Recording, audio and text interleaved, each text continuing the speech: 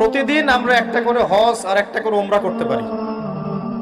প্রতিদিন একটা করে হজ একটা করে উমরা করা সম্ভব। বলতে পারেন ভাই কিভাবে? এই হাদিসটা শুনুন। আল্লাহর নবী মুহাম্মদ সাল্লাল্লাহু আলাইহি ওয়াসাল্লাম বলেছেন, আমি এবারও সবগুলো বলতে গেলে অনেক সময় যাবে, খুব সংক্ষিপ্ত করে বলছি। যে ব্যক্তি ফজরের নামাজ জামাতের সাথে পড়ে, বলেন আমার সাথে, যে ব্যক্তি ফজরের নামাজ জামাতের সাথে পড়ে, এরপর সালাম ফিরানোর পরে ওই জায়গায় বসে থাকে, সালাম ফিরানোর পর ওখানেই বসে থাকে, বসে বসে আল্লাহ পাকের জিকির আজগার তাসবিহ তাহলিল করতে থাকে। ধরেন আপনি আয়াতুল কুরসি পড়লেন, 3 কুল পড়লেন, ঠিক আছে, আপনি সুবহানাল্লাহ পড়ছেন, আলহামদুলিল্লাহ পড়ছেন, আল্লাহু আকবার পড়ছেন, মানে যেগুলো জিকির আজগার, মাসনুন জিকির আজগার, যেগুলো অথেন্টিক প্রমাণিত।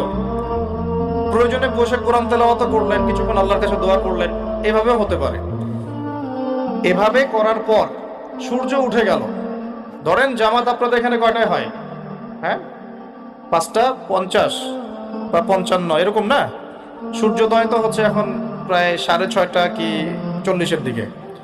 ধরেন 7টা পর্যন্ত আপনি জিকির আজগার করলেন, নামাজ ধরলেন, ধরে সকাল 7টা পর্যন্ত ওইখানেই আপনি আছেন মসজিদে, জিকির আজগার করছেন, তাসবিহ তাহলিল করছেন, কোরআন তেলাওয়াত করছেন, একটু দোয়া করছেন, ঠিক আছে, এই সময়টা কাজে লাগালেন।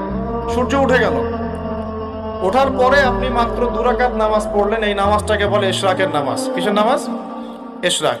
এবার আপনি চলে গেলেন, মসজিদ থেকে বের হলেন। নবী সাল্লাল্লাহু আলাইহি ওয়াসাল্লাম বলছেন, এই ব্যক্তির আমলনামায় একটা কবুল হজ একটা কবুল উমরার নেকি দেয়া।